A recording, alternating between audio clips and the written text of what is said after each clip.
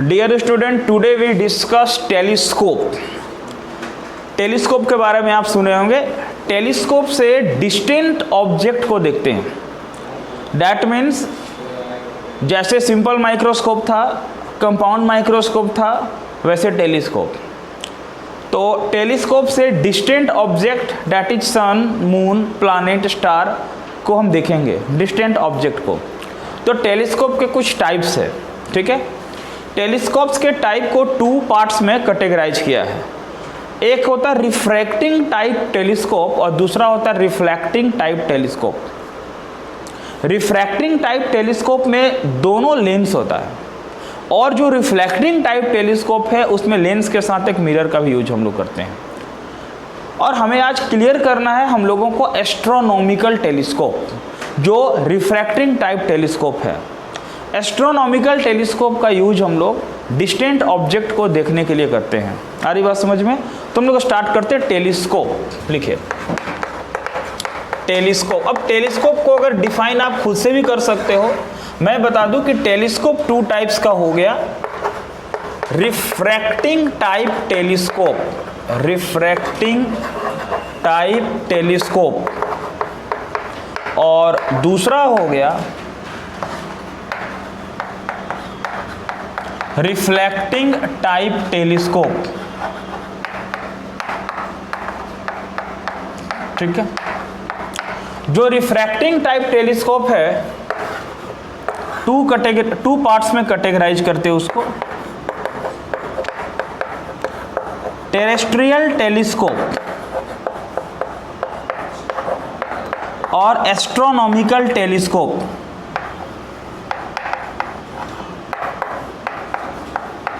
According to syllabus astronomical telescope को detail में हमको बात करना है। एस्ट्रोनॉमिकल टेलीस्कोप का डिटेल में एक्सप्लेनेशन करना है। दैट मीन्स एस्ट्रोनॉमिकल टेलीस्कोप का कंस्ट्रक्शन, डायग्राम, मैग्नीफाइंग पावर, ये टोटल हमको डिस्कस करना, ठीक है। फिर रिफ्लेक्टिंग टाइप टेलीस्कोप। हाँ, हम लोग डिफरेंस करेंगे रिफ्रैक्टिंग और रिफ्लेक्टिंग में क्या डिफरेंस है वो हम लोग करेंगे, क्या एडवांटेज है वो बात करेंगे, ठीक है। तो रिफ्रैक्टिंग टाइप टेलीस्कोप में होता Newtonian telescope.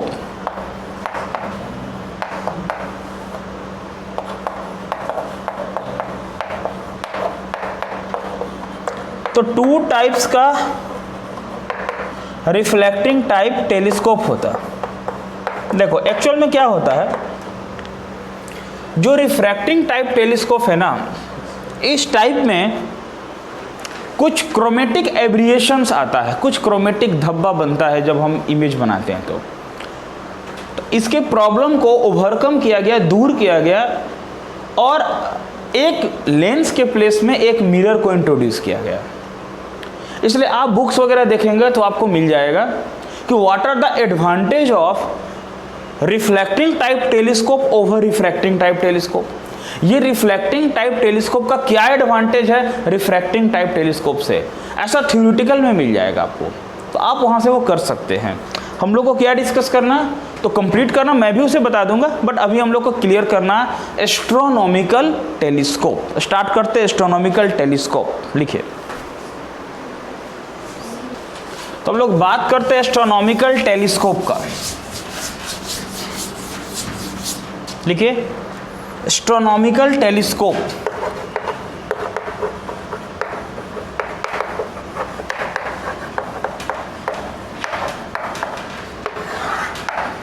It is an optical instrument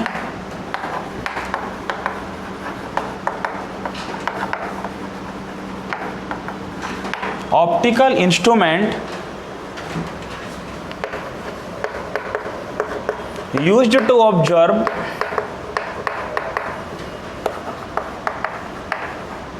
heavenly object like sun, moon, star etcetera. ठीक है।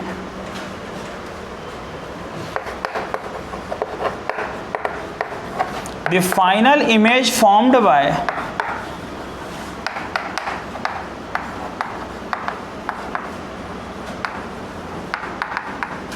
astronomical telescope is virtual and inverted, erect नहीं, ऐसा नहीं कि वर्चुअल के साथ ऑलवेज इरेक्ट ही बनेगा, वर्चुअल एंड इन्वर्टेड, उल्टा बनेगा वर्चुअल के साथ साथ, ठीक है। ये फाइनल इमेज बनेगा एस्ट्रोनॉमिकल टेलीस्कोप का, है ना, ओके। बात करते कंस्ट्रक्शन का।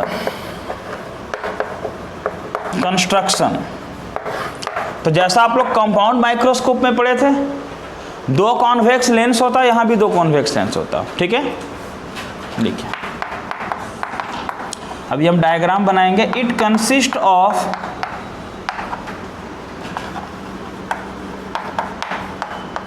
To convex lens which are arranged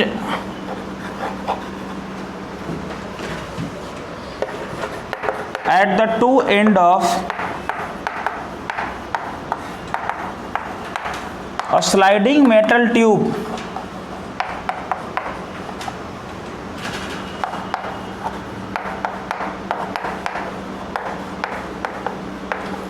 the lens which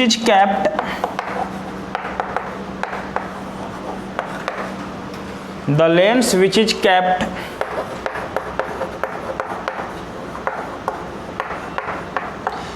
near the object is called objective,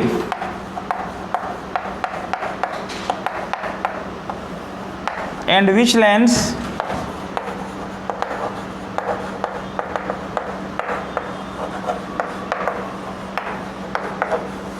kept near the eye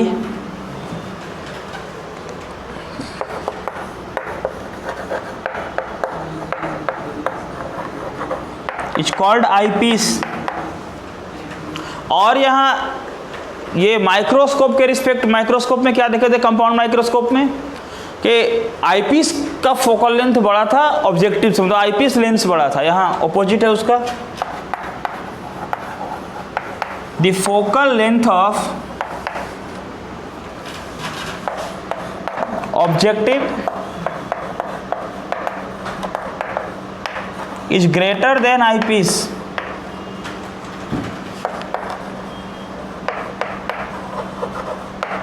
यहां जो फोकल लेंथ ऑब्जेक्टिव का है वो आईपीस से बड़ा है, ठीक है।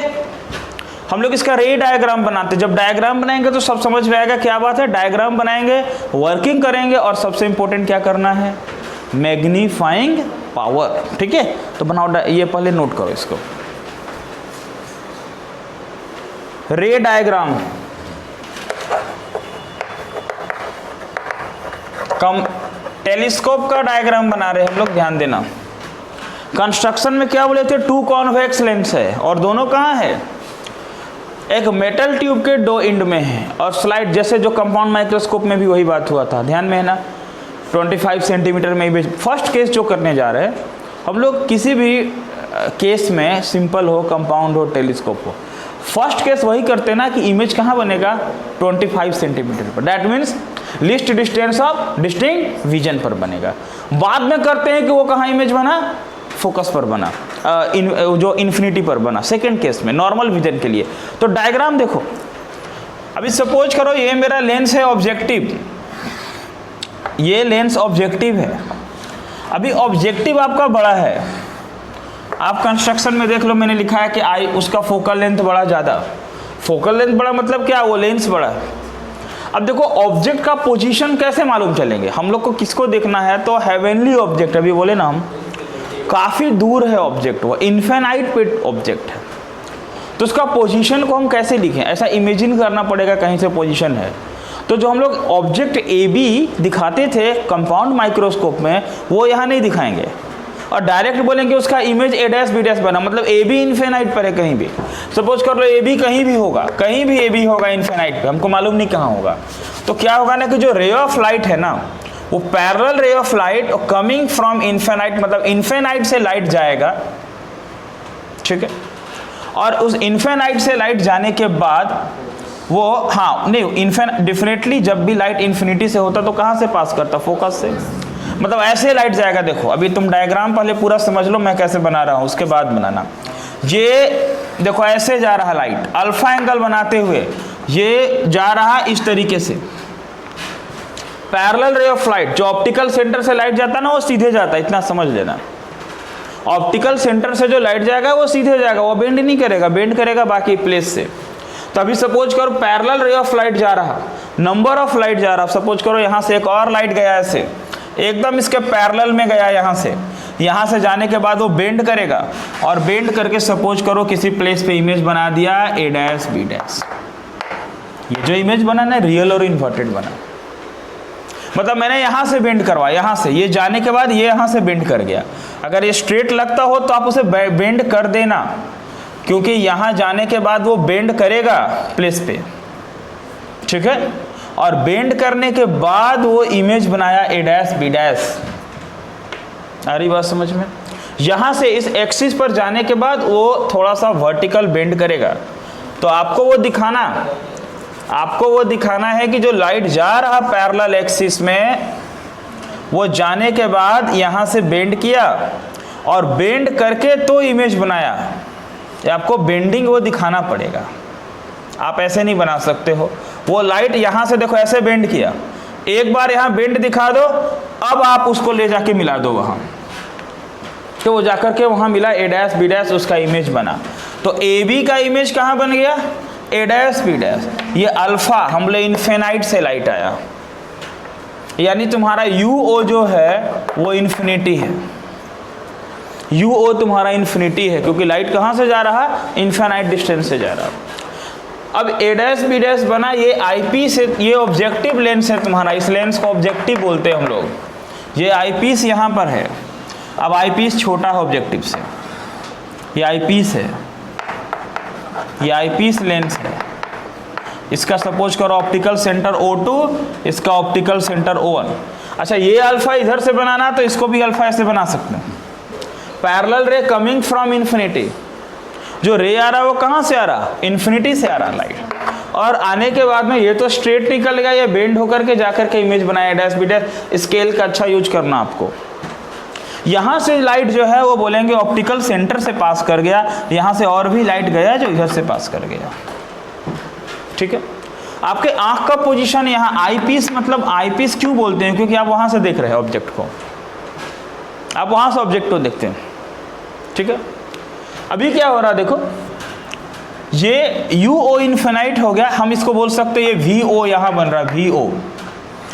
और ये जो VO है उसको आप FO भी बोल सकते हैं। क्यों FO बोल सकते हैं? यानी ऑब्जेक्टिव का इमेज डिस्टेंस, ऑब्जेक्टिव का इमेज डिस्टेंस और क्या है वो फोकल लेंथ इक्वल है, क्योंकि जब भी ऑब्जेक्ट इन्फिनिटी पर होता है तो इमेज कहाँ बनेगा? उसका फोकस पर बनेगा। आ रहा बात समझ में? तो इमेज बन गया फोकस पर। तो ये किसका फोकस हो गया? ये फोकस किसका हुआ? इसका FO, VO हो गया। नहीं FO नहीं हुआ, देखो आपको ही बताना था, VO नहीं हुआ वहाँ पर, इसके बारे में डिस्कस करते हैं। आप VO ही समझो, अभी जस्ट अभी आएगा समझ में आ जाएगा क्या है वो। तो एक्चुअल में ये VO वहाँ हो गया, ठीक है, उस पॉइंट पर VO बन गया। हम लोग अभी करेंगे इसका मैग्नीफाइंग पावर। एक बात बताओ, अब यहाँ से रे ऑफ लाइट क्या हो रहा? वर्चुअली बेंड करेगा, जो हम लोग बात किए थे। ये डिस्टेंस क्या हो गया? UE। क्या डिस्टेंस हो गया? UE।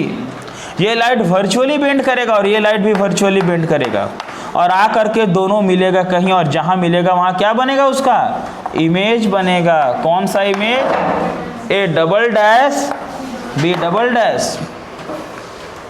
क्या इमेज बनेगा? A double dash B double dash का इमेज बनेगा। और यहाँ हम एंगल बोल देते हैं बीटा, ये एंगल बीटा है, ये अल्फा वो बीटा, क्योंकि मैग्नीफाइंग पावर करना। ये जो इमेज बना वो क्या बना? VE का डिस्टेंस में, VE, यानी कि VE जो है वो D है, ये तो आप लिख सकते हो ना D। VE कहाँ बना? 25 centimetre. 25 centimetre means least distance of distinct vision. और least distance of distinct vision पर बना ये 25 सेंटीमीटर पर इसका इमेज बना, ये डी डिस्टेंस पर बना, और या बोल सकते हो ये यूई, ये वीई, ठीक है। अगेन ये सिंपल माइक्रोस्कोप कैसा काम कर रहा, ये अगेन ये जो आईपीस है वो कैसा काम कर रहा, सिंपल माइक्रोस्कोप के, क्योंकि ये एफ ई कहीं इधर है, कहीं एफ ई है। दैट मीन्स ऑब्जेक्ट किसके बीच में है, ऑप्टिकल सेंटर और फोकस के बीच में। ऑब्जेक्ट है ऑप्टिकल सेंटर और फोकस के बीच में, और उसका इमेज कहाँ बना है, least distance of distinct vision 25 centimetre VE. आ रही बात समझ में। तो ये आपका UO है, आपका ये VO है, और ये आपका UE है, और ये आपका VE है। आ रही बात समझ में। तो इस डायग्राम को आप पहले स्केच करो, फिर हम लोग बात कर रहे हैं। Sir, focal length of objective का या फोकल लेंथ ऑफ ऑब्जेक्टिव, क्या बोल रहे हैं, फोकल लेंथ, ऑब्जेक्टिव का फोकल लेंथ नहीं, मैं बता रहा था इसलिए रुक गया उस समय कि आपका ये डायग्राम क्लियर हो। देखो एक्चुअल में डेफिनेटली फोकस कहाँ होगा, तो डेफिनेटली FO तो यहाँ होगा ना, FO इस प्लेस में होगा, क्योंकि हमको पता है कि जब भी क्या होता है, जब भी FO आप यहाँ दिखा सकते हो, ये FE तो इधर, ये पॉइंट FO है हमारा, यानी जब भी इनफिनाइट पे कोई ऑब्जेक्ट होगा तो उसका इमेज कहाँ बनेगा, फोकस पर। आ रहा बात समझ में। तो डेफिनेटली ये वर्ड में लिखा नहीं था वहाँ, इसलिए मैंने अभी बताया कि FO बाद में करते हैं। अदरवाइज ये VO लिखो या इसको क्या लिखो तुम, FO लिखो, बात बराबर है। जो VO है वही तुम्हारा FO है, फोकल लेंथ, क्योंकि कैपिटल FO आपको यहाँ लिखना है। समझ में आ रहा बात, और कोई दिक्कत, ठीक है ना। डायग्राम बनाइए फिर बात करते हैं, ठीक है। ये ऑब्जेक्टिव लेंस ही बड़ा आईपीस से होता है। आपको डायग्राम में अगर होना तो आप ऑब्जेक्टिव लेंस को और बड़ा कर सकते हो। ये बनाते समय आप ध्यान में रखना कि objective is greater than eyepiece. Objective lens आपका आईपीस से बड़ा है। आ रही बात समझ में। तो ऑब्जेक्टिव लेंस आईपीस से बड़ा करते, मैग्नीफाइंग पावर लिखिए, मैग्नीफाइंग पावर, और क्या डिफिनेशन होगा इसका, सेम डिफिनेशन जो आपने टेलीस्कोप में किया था। It is defined as the ratio of angle subtended by image at the eye to the angle subtended by object at the eye. जो मेरे इसके पहले वाले वीडियो लेक्चर में आप देखें कि जो सिंपल माइक्रोस्कोप, कंपाउंड माइक्रोस्कोप में मैग्नीफाइंग पावर का जो डिफिनेशन था, सेम डिफिनेशन है। मतलब magnifying power is equal to beta by alpha. थोड़ा ध्यान देंगे इधर, बाद में लिखेंगे, समझेंगे। मैग्नीफाइंग पावर का मतलब बीटा बाई अल्फा। देखो अब अगर हम बात करें कि बीटा जो है ना वो नियरली इक्वल टू दिख रहे हैं पर, हाँ beta nearly equal to 10 beta. बताओ डायग्राम देख के बोलो 10 बीटा क्या होगा, बोलो क्या होगा 10 बीटा इज इक्वल टू, नहीं 10 थीटा पी बाई बी, वहां से बात करो। ए डैश बी डैश लेके चले या A double dash B double dash लेके चले, ये बताओ। कंपाउंड माइक्रोस्कोप में तो A double dash B double dash लेके चले थे, बीटा के साथ एंगल बना था, और अल्फा के साथ क्या किए थे, ए डैश बी। देखो एक्चुअल में क्या होता है, एक बात समझना। अब तुम इमेजिन करो कि सन मून का साइज कितना बड़ा है, बहुत बड़ा है। अब अगर उससे भी बड़ा इमेज कोई बना दे मेरे आंख के सामने, वो भी 25 सेंटीमीटर पर, तो कुछ समझ में आएगा कैसा इमेज है, कुछ नहीं समझ में आएगा कैसा इमेज है। इसलिए जो फर्स्ट टाइम इमेज बनता है ना, रियल एंड इन्वर्टेड, ये इमेज ही, ये जो फर्स्ट टाइम इमेज बनता है रियल और इन्वर्टेड, ये इमेज ही आपका इम्पोर्टेंट होता।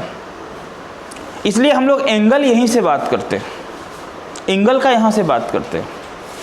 तो एंगल ना हम ए डैश बी, फिर इस बात को समझो, A double dash B double dash virtual and erect है।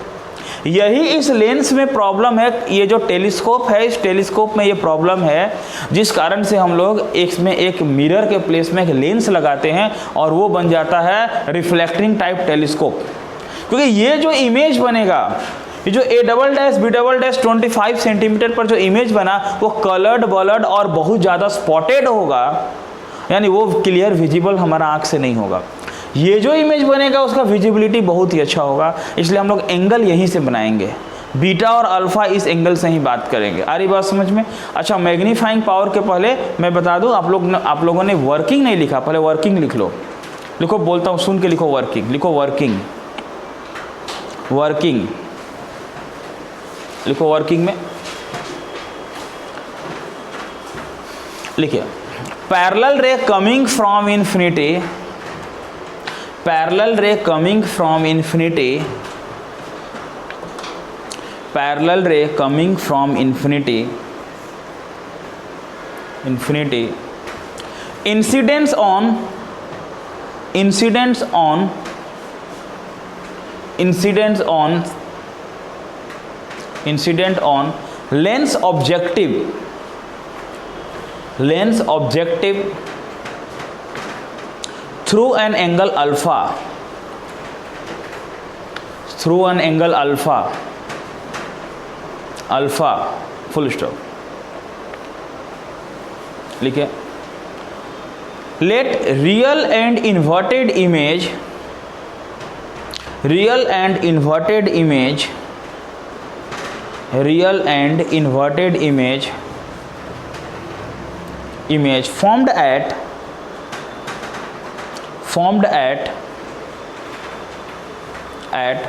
focal length of objective, focal length of objective, focal length of objective full stop, लिखो this image act as a object, this image act as a object, act as a object for eyepiece, eyepiece and final image, final image a double dash b double dash, a double dash b double dash formed at, a double dash b double dash formed at least distance of, least distance of distinct vision,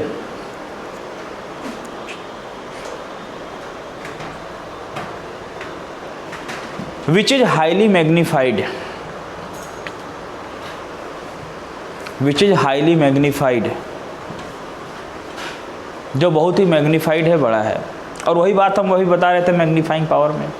अच्छा principal आप खुद लिख सकते हो, मैंने एक trick बताया था प्रिंसिपल वर्किंग का, तो यहाँ से प्रिंसिपल क्या हो जाएगा, वही होगा ना कि एक पैरेलल रे से आता है तो इमेज बनता है फोकस पर, वो ऑब्जेक्ट जैसा काम करेगा, डेट इज सेम पॉइंट से लिख सकते हैं।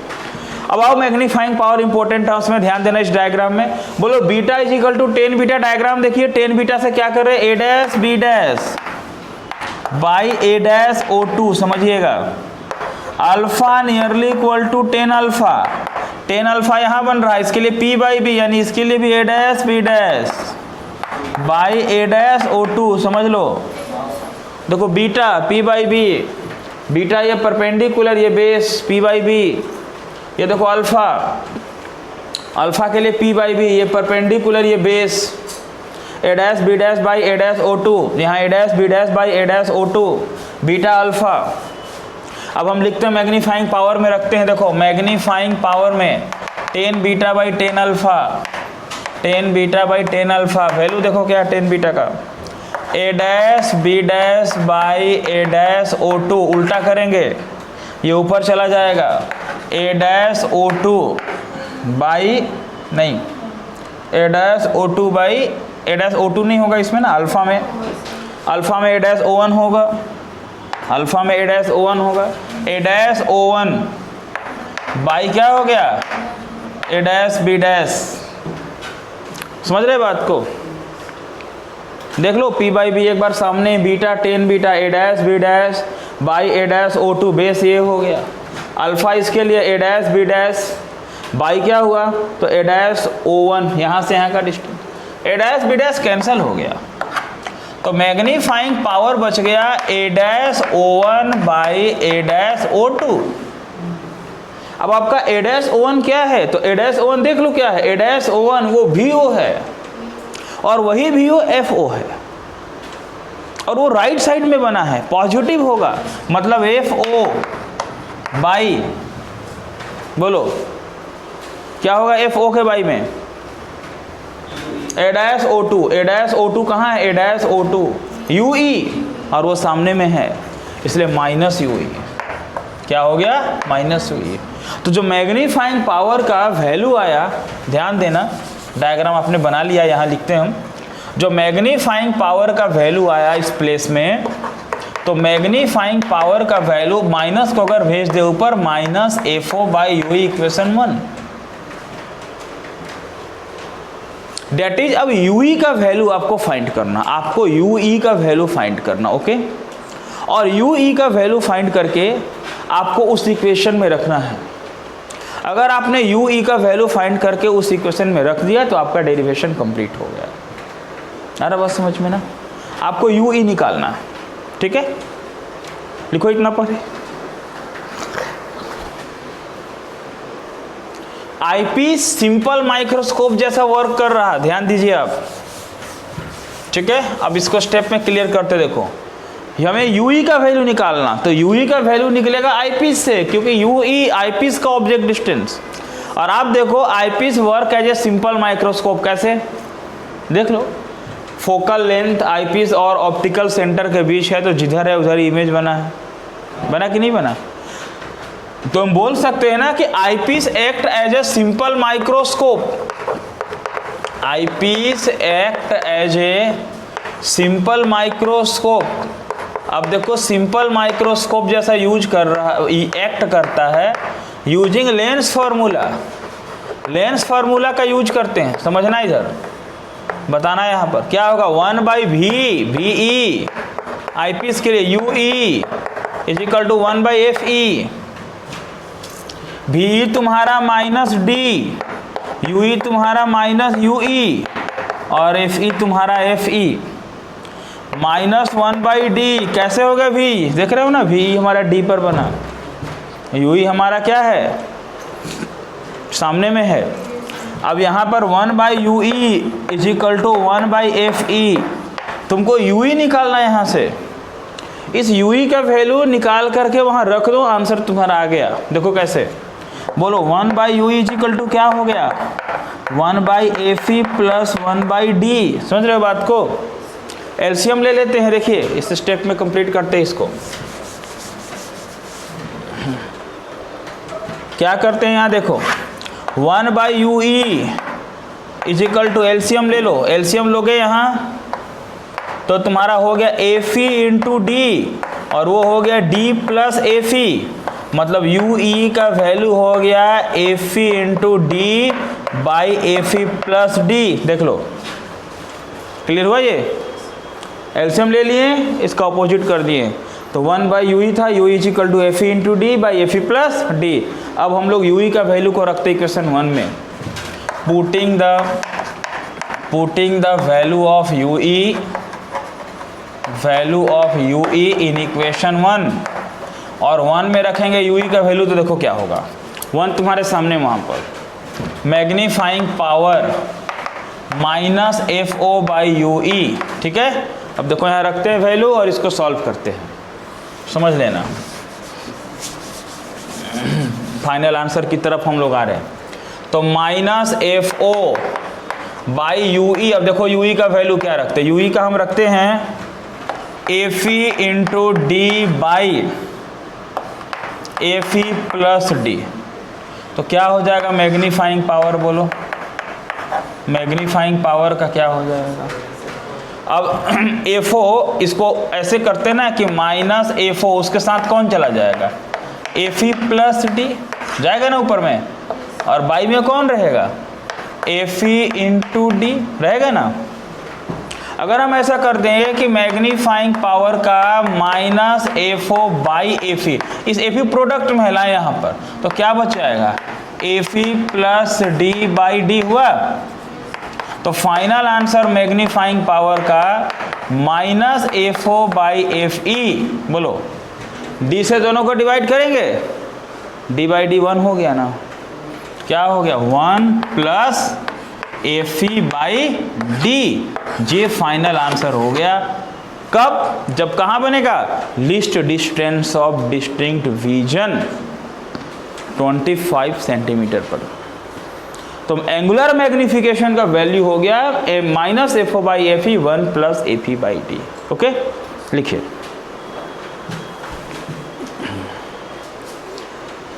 तो जब इमेज 25 सेंटीमीटर पे बना तो हम लोग ने मैग्नीफाइंग पावर का ये डिफिनेशन हम लोग किए।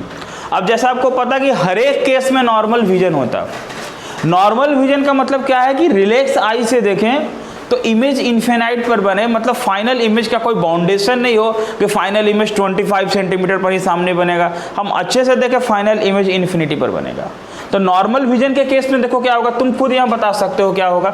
डायग्राम आप कैसे समझ सकते हो, देखो जब इन्फिनाइट पर ऑब्जेक्ट था जब ये इन्फिनाइट पर ऑब्जेक्ट था तो उसका इमेज तुम्हारा कहाँ बना, फोकस पर बना ना, फोकस में। सेम डायग्राम में बात कर रहे हैं, फोकस पर बना। अब ये फाइनल इमेज इन्फिनिटी पर कब बनेगा, जब एफ ओ और एफ ई दोनों एक पॉइंट में आ जाए, मतलब जहां एफ ओ वहीं एफ ई आ जाए, बीच में नहीं, सेम पोजीशन पर, मतलब लिख सकते हो एक ही जगह में। जहां एफ ओ है आईपीस का फोकल लेंथ भी वहीं हो जाए जहां ऑब्जेक्टिव का फोकल लेंथ है, एफ ई लिख सकते हो।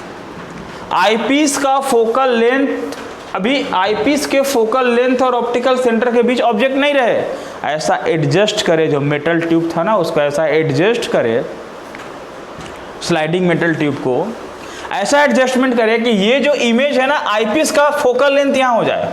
तो क्या होगा, इन्फिनिटी पर था, फोकस पर बना, फोकस पर होगा तो क्या होगा, फोकस पर होगा तो क्या होगा, फिर इन्फिनिटी पर बन जाएगा, मतलब फाइनल इमेज फिर इन्फिनिटी पर बन जाएगा। ठीक है, अभी इन्फिनिटी पर था, ऑब्जेक्टिव का फोकस पर, आईपीस का फोकस पर हुआ, फिर इन्फिनिटी पर।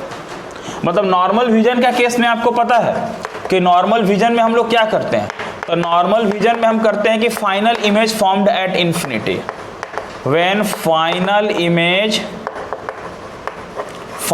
Image formed at infinity. जब फाइनल इमेज इन्फिनिटी पर बनेगा तो हम लोग बोलेंगे कि देन टेलीस्कोप इज सेड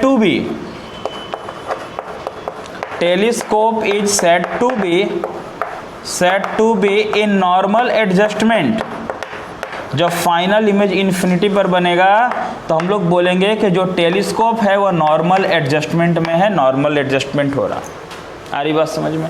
इस केस में मैग्नीफाइंग पावर आपका हो गया minus F O by U E, नहीं एफ ई, क्यों था ना minus F O by U E. तो आप यू ई का प्लेस में पूरा वैल्यू सॉल्व करके लिखे। अभी यू ई क्या होगा बताओ, यू ई जो यू ई होगा आईपीस का जो ऑब्जेक्ट डिस्टेंस होगा वही तो फोकस होगा, क्योंकि केस में तो बोले ना फोकस यहाँ चला गया। तो यू ई हमारा किसके बराबर हो गया, एफ ई का। तो डायरेक्ट मेरा मैग्नीफाइंग पावर हो गया minus F O by U E, ये आंसर हो गया। पूरा इतना कहानी करने का जरूरत नहीं है। ठीक है, इसके बाद देखो एक कंपाउंड माइक्रोस्कोप में भी हम बताए थे कि लेंथ ऑफ कंपाउंड माइक्रोस्कोप क्या था। अगर आपसे बोलते लेंथ ऑफ टेलीस्कोप, सपोज करो इसी डायग्राम में अगर हम लेंथ ऑफ टेलीस्कोप निकाल लें, बोले लेंथ ऑफ टेलीस्कोप कि टेलीस्कोप का लेंथ क्या होगा, देखो क्या होगा, L इजिकल टू क्या होगा। हम बोले थे ना कि दोनों लेंस के बीच का जो डिस्टेंस है, ना तो लेंस के इधर का डिस्टेंस चाहिए ऑब्जेक्टिव का, ना आईपीस के बाद का चाहिए। ऑब्जेक्टिव और आईपीस जो दोनों लेंस हमारा है, ये ऑब्जेक्टिव और आईपीस लेंस है, उसके बीच का जो डिस्टेंस है वो मेरा लेंथ होता है। तो लेंथ आप दोनों केस में निकाल सकते हैं। ये नॉर्मल विजन के केस में आप लेंथ बता रहे हो, क्या हो जाएगा देखो, यहाँ से यहाँ एफ ओ, मतलब ये डिस्टेंस हमारा एफ ओ था, एफ ओ, और यहाँ से यहाँ एफ ई, तो बोलेंगे F O plus F E हो गया। किस केस में बताओ, नॉर्मल विजन। और ऐसे लिस्ट डिस्टिंक्ट विजन का होता तो उस केस में क्या हो जाता बताना, साइड में कहीं लिख दो। उस केस में L इजिकल टू क्या होता, F O plus U E, और F O plus U E का वैल्यू निकाले थे हम लोग, क्या निकाले थे, एफ ई इंटू, अभी क्या था यू ई का देखो तो यू, हाँ F E plus D by, हाँ ये हो गया लेंथ। किस केस में, डिस्टिंक्ट विजन का केस में, समझ गए, जो यू ई निकाल डिस्टिंक्ट विजन, यहाँ नहीं, इस केस में नहीं। तो लेंथ का मतलब क्या हो गया टेलीस्कोप का, ऑलवेज लेंथ का मतलब कहाँ से कहाँ का डिस्टेंस हुआ, बोलो किस प्लेस से किस प्लेस का डिस्टेंस हुआ लेंथ का मतलब? ऑब्जेक्टिव और आईपीस के बीच का लेंथ, उसको हम लोग बोलते हैं लेंथ ऑफ टेलीस्कोप। तो आप इसे कंप्लीट करो और एक आपको होमवर्क हम ये देते हैं बाबू सबको कि आप लोग ना एक क्वेश्चन यहाँ से कर लेना कि what are the advantage of reflecting type telescope over a refracting type telescope. ये खुद से कर लेना, what are the advantage of reflecting type telescope over a refracting type telescope. Reflecting type telescope का रिफ्रैक्टिंग टाइप टेलीस्कोप से क्या advantage है, ये आप खुद से कर लेना, नहीं होगा तो फिर हमको बताना, हम बात करेंगे। तो रे ऑप्टिक्स का ये लेक्चर हमारा कंप्लीट हुआ, जिसमें हम लोगों ने कंपाउंड माइक्रोस्कोप, सिंपल माइक्रोस्कोप और टेलीस्कोप का डिस्कशन किए। एक लेक्चर और इसमें जाएगा और फिर हम लोग वेव ऑप्टिक्स स्टार्ट करते हैं। ओके।